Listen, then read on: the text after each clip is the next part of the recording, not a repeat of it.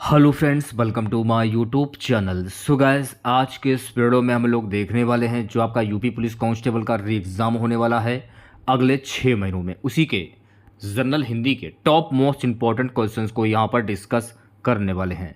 तो वीडियो काफ़ी इंपॉर्टेंट है आप लोगों के लिए, तो इस वीडियो को पूरा ज़रूर देखिए। वीडियो अच्छा लगे तो प्लीज़ वीडियो को लाइक और शेयर ज़रूर करें। और जो भी हमारे नए बच्चे हैं, जिन बच्चों ने चैनल को सब्सक्राइब नहीं किया है, तो प्लीज़ चैनल को सब्सक्राइब करके नोटिफिकेशन बेल ऑन करना ना भूलें। तो चलिए वीडियो को स्टार्ट करते हैं। देखिए गाइस, यूपी पुलिस कांस्टेबल का री एग्ज़ाम जून 2024 में होने की पूरी संभावना है। तो आज मैं आप लोगों के लिए जनरल हिंदी के कुल 60 क्वेश्चंस लेकर आया हूं। अगर आप लोगों ने इन 60 क्वेश्चंस में 55 क्वेश्चंस के सही जवाब दिए तो आप लोग समझ लीजिएगा जनरल हिंदी की जो आप लोगों की तैयारी है वो काफ़ी हद तक अच्छी है। तो खुद से प्रयास कीजिएगा इन सभी क्वेश्चंस के आंसर देने का। 2 से 3 सेकंड के बाद मैं आंसर क्लियर कर दूंगा। आज के इस सेशन में पहला क्वेश्चन देखेगा, नलिन और राजीव शब्द निम्नलिखित में से किस शब्द के पर्यायवाची शब्द हैं। क्या क्वेश्चंस में कहा जा रहा है कि नलिन और राजीव ये शब्द किसके पर्यायवाची शब्द हैं?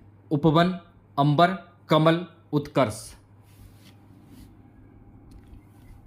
देखिए, नलिन और राजीव जो है ना, ये कमल के पर्यायवाची शब्द हैं। तो कमल आपका सही आंसर हो जाएगा, यानी कि ऑप्शन नंबर सी। सेशन को एक बार शेयर कर दीजिए सभी बच्चे और वीडियो को जल्दी से लाइक कर दीजिए। नेक्स्ट क्वेश्चन दिखेगा, पूर्व और उत्तर के बीच की दिशा इस वाक्यांश के लिए एक शब्द निम्नलिखित में से कौन सा है? यह आपको बताना है। पूर्व और उत्तर के बीच की दिशा को क्या कहते हैं? देखिए, पूर्व और उत्तर के बीच की दिशा को कहा जाता है ईशान। तो ऑप्शन नंबर ए जो लोग बता रहे हैं वो सभी लोग बिल्कुल करेक्ट हो जाएंगे। ठीक है, नेक्स्ट क्वेश्चन देखिएगा सभी बच्चे, किस विकल्प में शुद्ध श्रुति सम भिन्नार्थक का सही अर्थ भेद है? किस विकल्प में शुद्ध श्रुति सम भिन्नार्थक का सही अर्थ भेद है, ये आपको बताना है। जल्दी से आंसर दीजिए। तो देखिए, ये आपका डी वाला जो ऑप्शन है आपका, ये बिल्कुल सही हो जाएगा। Shashidhar Chand Shiv, option number D correct हो जाएगा। चलिए बढ़ते हैं नेक्स्ट क्वेश्चन की ओर। अगला क्वेश्चन देखेगा, निम्नलिखित में से किस विकल्प में शुद्ध वाक्य है? तो देखिए, आपको यह बताना है कि किस विकल्प में शुद्ध वाक्य है। वह ऑफिस में बैठा मेरी प्रतीक्षा कर रहा है, ये आपका शुद्ध वाक्य हो जाएगा। ऑप्शन नंबर ए जो है आपका, ये बिल्कुल सही हो जाएगा। ठीक है, नेक्स्ट क्वेश्चन देखेगा सभी बच्चे। अगला क्वेश्चन क्या है, निम्नलिखित में से पुल्लिंग शब्द का चयन कीजिए। तो यहां पर आपको देखिए पुल्लिंग शब्द की पहचान करनी है। पराधीनता, अजवायन, विहार, मुद्रिका। देखिए, विहार जो है ना, ये आपका पुल्लिंग वाला शब्द हो जाएगा, यानी सी ऑप्शन जो है आपका, ये बिल्कुल सही हो जाएगा। चलिए बढ़ते हैं नेक्स्ट क्वेश्चन की और अगला क्वेश्चन देखेगा सभी बच्चे, निम्नलिखित में से किस शब्द का प्रयोग एक वचन में होता है? प्राण, सोना, हस्ताक्षर, दर्शन। किस शब्द का प्रयोग एक वचन में होता है, यह आपको बताना है। सोना शब्द का प्रयोग एक वचन में होता है। तो वी ऑप्शन जो है आपका, ये बिल्कुल करेक्ट हो जाएगा। सेशन को शेयर कर दीजिए सभी बच्चे और वीडियो को जल्दी से लाइक कर दीजिए। नेक्स्ट क्वेश्चन क्या, हे ईश्वर दया करो रेखांकित शब्द में कौन सा कारक है? संबोधन कारक, करण कारक, कर्म कारक, संप्रदान कारक। आप लोगों ने बचपन में काफ़ी बार पढ़ा होगा कि कर्ता ने कर्म को करण के द्वारा संप्रदान के लिए, यह आप लोगों ने बचपन में काफ़ी बार पढ़ा होगा। और एक बात और आपको ध्यान रखनी कि कारक कुल 8 प्रकार के होते हैं। ये बात आप अपने माइंड में फिट कर लीजिए, क्योंकि कारक से भी क्वेश्चन पूछे गए हैं। और ये ट्रिक मैंने आप लोगों को जो मैंने आपको क्लासें कराई थी पिछली बार में, तो कई बार मैंने आप लोगों को ये ट्रिक भी बताई है कि इसको पहचानने का तरीका क्या है। इसमें जो मेन जो कॉमन है वो है हे ईश्वर दया करो, इसको छोड़ दीजिए। इसमें जो मुख्य कॉमन है वो है हे। तो जब आप हे ईश्वर दया करो तो आप संबोधन करेंगे ना, यानी ईश्वर को याद करेंगे। संबोधन हे अरे ओ, कर्ता ने कर्म को कर्ण के द्वारा, एक बार देख लीजिएगा आप लोग। तो संबोधन कारक यहां पर हो जाएगा, यानी ए ऑप्शन जो है आपका, ये बिल्कुल करेक्ट हो जाएगा। नेक्स्ट क्वेश्चन देखिएगा, निम्नलिखित में से तद्भव शब्द कौन सा है? जलधि, शांति, काज या ताप। तो देखिए, यहां पर आपको तद्भव शब्द की पहचान करनी है, यानी कि जो शब्द संस्कृत भाषा से लिए गए हों वो तद्भव शब्द कहलाते हैं। तो इसमें आपको तद्भव शब्द की पहचान करनी है। देखिए काज जो है ना ये संस्कृत भाषा का शब्द है, तो काज आपका सही आंसर हो जाएगा, यानी कि option number C. Next question देखिएगा सभी बच्चे, निम्नलिखित में से किस विकल्प में सभी शब्द तत्सम है? जो शब्द हिंदी भाषा से उत्पन्न हुए हों वो तत्सम शब्द कहलाते हैं, जैसे कुमार गधा, पलंग पीला, डंडा नाक, नव्य स्वर्णकार। बताइए क्या आंसर होगा? किस विकल्प में सभी शब्द तत्सम है? देखिए नव्य स्वर्णकार ये सभी शब्द जो हैं ये हिंदी भाषा के शब्द हैं, तो डी ऑप्शन जो है आपका ये बिल्कुल सही हो जाएगा। रक्त रंजित, रक्त रंजित शब्द में कौन सा समास होगा? तत्पुरुष समास, अव्ययभाव समास, द्विगु समास, द्वंद्व समास। ये भी मैंने आप लोगों को कराया था अपनी पिछली क्लास में। रक्त रंजित शब्द में कौन सा समास होगा? अब देखिए पहचानने का तरीका कैसे पहचानेंगे? रक्त अलग है, रंजित अलग है, अब इन दोनों को जोड़ दिया गया है तो क्या हो जाता है? रक्त रंजित। जब भी ऐसे क्वेश्चंस पूछे जाएं आंख बंद करके तत्पुरुष समास पर टिक कर दीजिए। ये पहचानने का जो तरीका है वो मैंने आप लोगों को बताया था। नेक्स्ट क्वेश्चन देखिएगा, क्यों, कब, कौन से सर्वनाम के उदाहरण हैं? अनिश्चयवाचक सर्वनाम, प्रश्नवाचक सर्वनाम, निजवाचक सर्वनाम, निश्चयवाचक सर्वनाम। क्यों, कब, कौन, क्यों, कब, कौन, ये कौन से सर्वनाम हैं? बहुत ही इजी, आसानी से बता सकते हैं आप लोग। अब देखिए क्यों, वो क्यों आया है और कब आएगा और कौन है, तो इसमें प्रश्नवाचक लगा हुआ है, तो यहां कौन सा हो जाएगा? यानी प्रश्नवाचक सर्वनाम। वी ऑप्शन करेक्ट हो जाएगा कि कौन व्यक्ति आ रहा है कोई क्लियर नहीं है, और कब आएगा। नेक्स्ट क्वेश्चन देखिएगा, मंदिरालय शब्द के संधि विच्छेद का चयन कीजिए। तो मंदिरालय का शब्द का संधि विच्छेद क्या होगा? बहुत ही इजी, आसानी से बता सकते हैं आप लोग। तो देखिए मंदिरा धन आलय ये होगा ना, बहुत ही सिंपल सा क्वेश्चन है, तो सी ऑप्शन जो है आपका ये बिल्कुल करेक्ट हो जाएगा। 13वां क्वेश्चन देखिएगा सभी बच्चे, अवतरण चिन्ह को और किस नाम से जाना जाता है? निर्देशक चिन्ह, कोष्टक चिन्ह, उद्धरण चिन्ह, योजक चिन्ह। अवतरण चिन्ह को और किस नाम से जाना जाता है?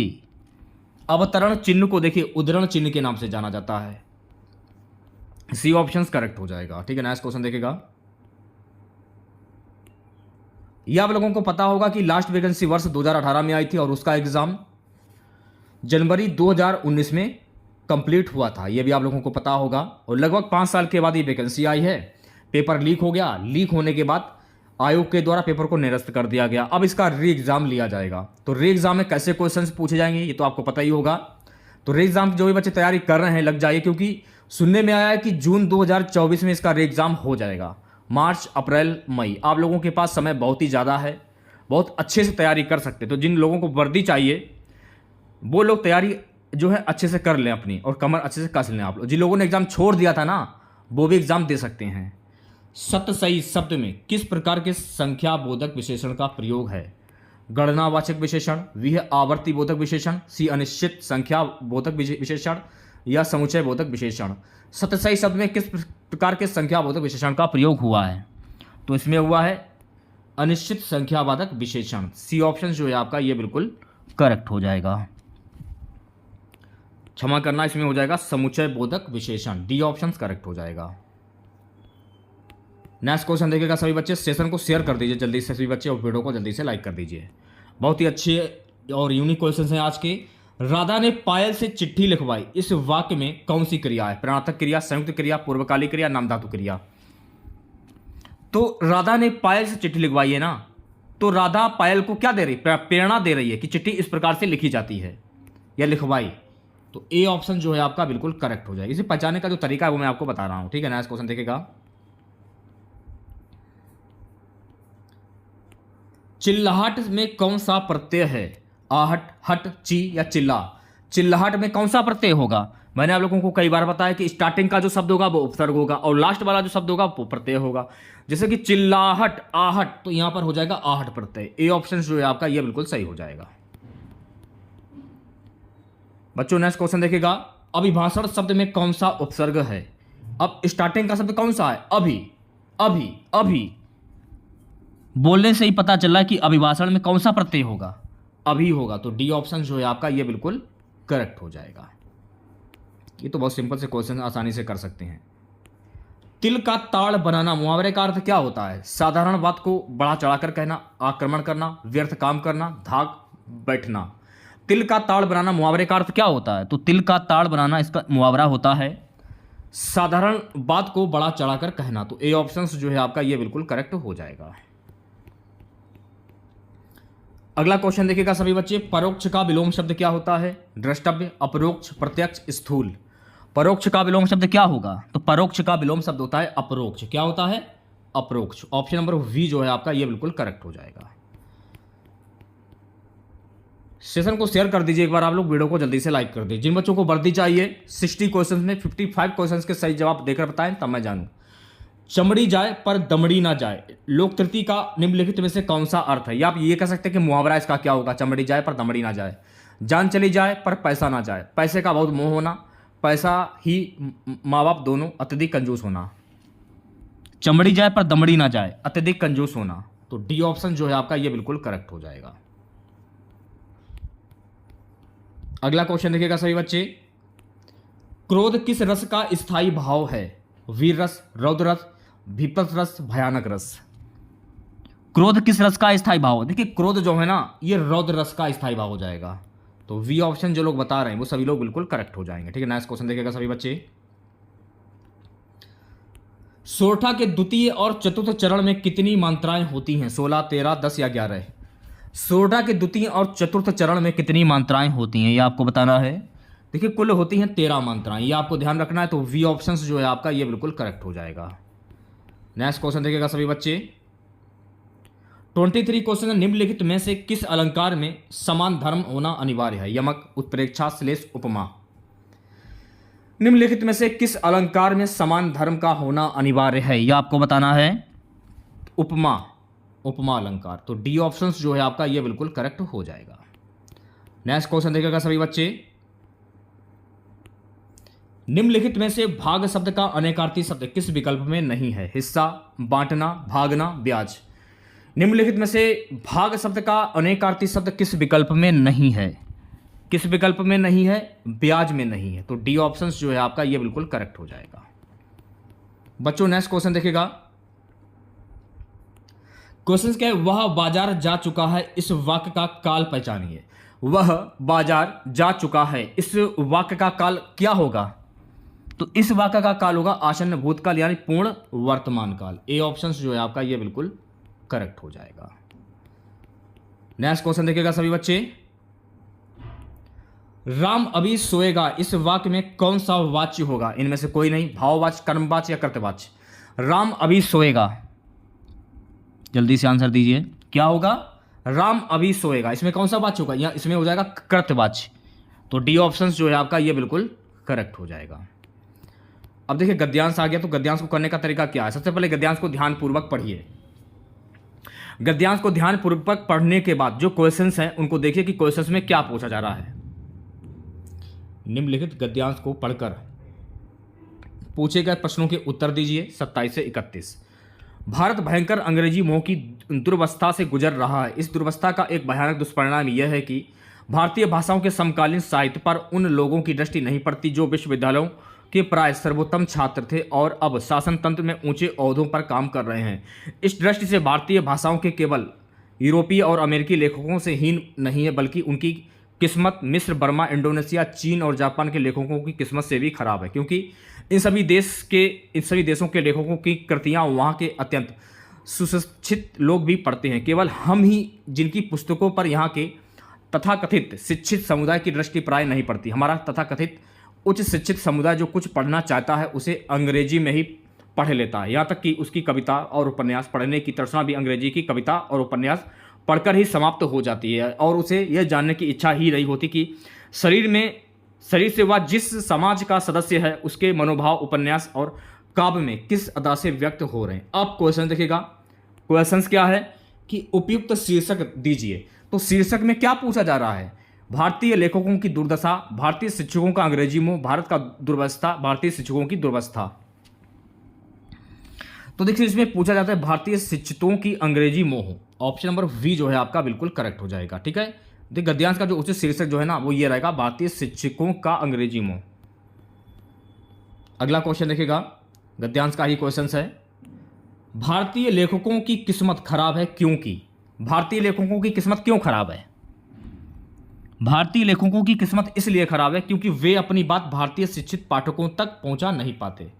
वी ऑप्शन जो है आपका ये बिल्कुल सही हो जाएगा। अगला क्वेश्चन देखिएगा, गद्यांश का ही क्वेश्चन है। भारतीय भाषाओं के साहित्य के प्रति समाज के किस वर्ग में अरुचि की भावना है? नगरवासी, अनपढ़, उच्च सुशिक्षित। सी ऑप्शन करेक्ट हो जाएगा, उच्च।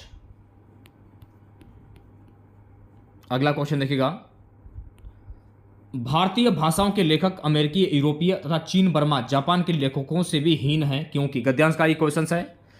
उनके साहित्य को भारत के सुशिक्षित लोग नहीं पढ़ते, उनके साहित्य को भारत में नहीं पढ़ा जाता। सी है, उनमें स्वभाषा के प्रति गौरव नहीं है। डी है, वे अंग्रेजी के मोह से ग्रस्त हैं। उनके साहित्य को भारत के सुशिक्षित लोग नहीं पढ़ते हैं। तो ए ऑप्शन जो है आपका ये बिल्कुल करेक्ट हो जाएगा। ठीक है, अगला क्वेश्चन देखिएगा सभी बच्चे। अगला क्वेश्चन, भारत का सुशिक्षित समाज कौन सा साहित्य पढ़कर संतुष्ट हो जाता है? भारतीय, देसी, हिंदी, अंग्रेजी। डी ऑप्शन करेक्ट हो जाएगा, अंग्रेजी। अगला क्वेश्चन देखिएगा सभी बच्चे, निम्नलिखित में से कौन सी भाषा पश्चिमी हिंदी से संबंध रखती है? अवधी, पांगरू, राजस्थानी, भोजपुरी। कौन सी भाषा पश्चिमी हिंदी से संबंध रखती है, यह आपको बताना है। बांगरू भाषा। तो बी ऑप्शन जो है आपका यह बिल्कुल करेक्ट हो जाएगा। बच्चों अगला क्वेश्चन देखिएगा। अगला क्वेश्चन क्या है कि निम्नलिखित में से नहीं कौन से प्रकार का रीतिवाचक क्रिया विशेषण है? निषेधवाचक, प्रश्नवाचक, विधिबोधक या निश्चयबोधक। निम्नलिखित में से नहीं कौन से प्रकार का रीतिवाचक क्रिया विशेषण है, यह आपको बताना है। निषेधवाचक। तो जो भी बच्चे ऑप्शन नंबर ए की ओर जा रहे हैं वो बच्चे बिल्कुल करेक्ट हो जाएंगे। नेक्स्ट क्वेश्चन देखेगा सभी बच्चे, निम्नलिखित में से समुद्र शब्द का पर्यायवाची शब्द कौन सा है? वैराग, भोर, भव, रत्नाकर।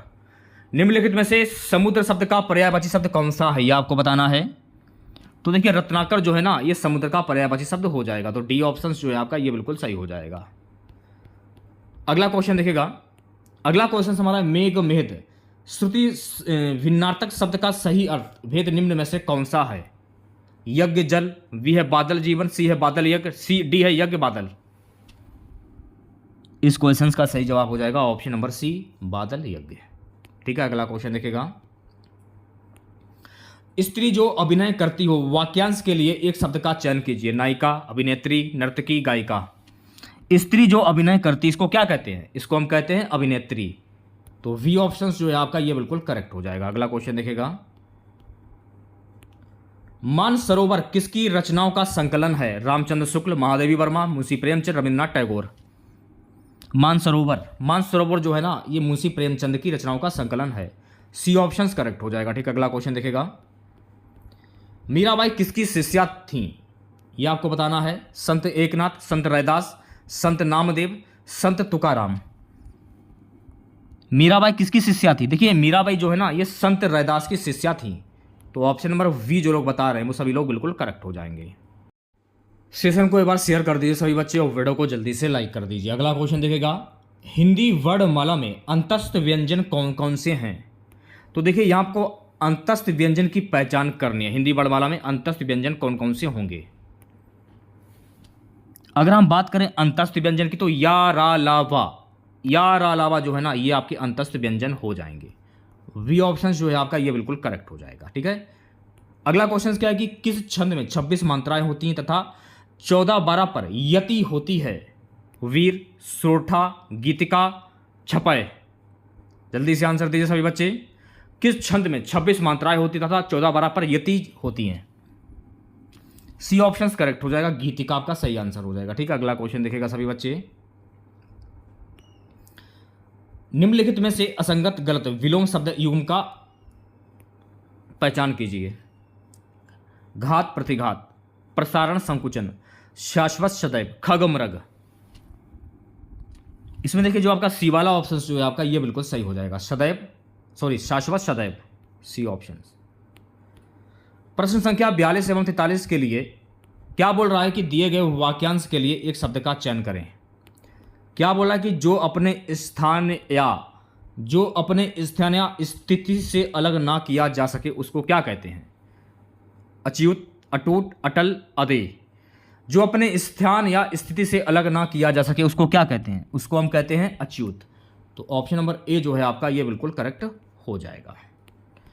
जीने की इच्छा, जीने की इच्छा को क्या कहते हैं? जिज्ञासु, जिजाविषा, जिगुषु, पिपासु। जीने की इच्छा इसको क्या कहते हैं?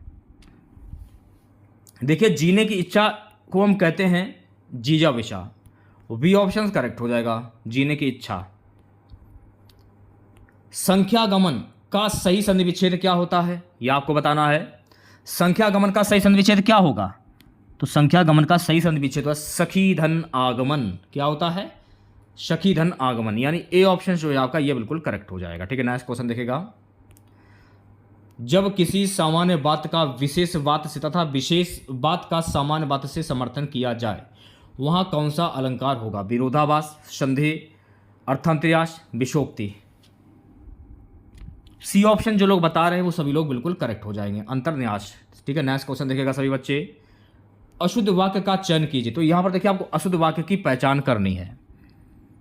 इसमें देखिए आपका अशुद्ध शब्द हो जाएगा माता पिता पूजनीय है, ये आपका अशुद्ध शब्द हो जाएगा। तो बी ऑप्शन जो है आपका ये बिल्कुल करेक्ट हो जाएगा।